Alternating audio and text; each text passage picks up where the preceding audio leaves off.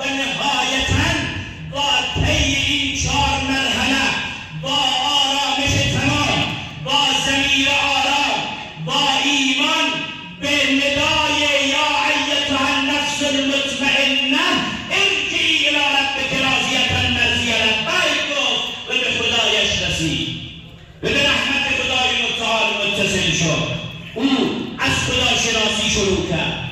مسلماً مرحله اولی که انسان به سمت خداشناسی میخواهد راه بپیماید حضور در اساطیر و مطالعه متون است که ما به خدا میرساند، که ما بهش میگیم علوم الهیه.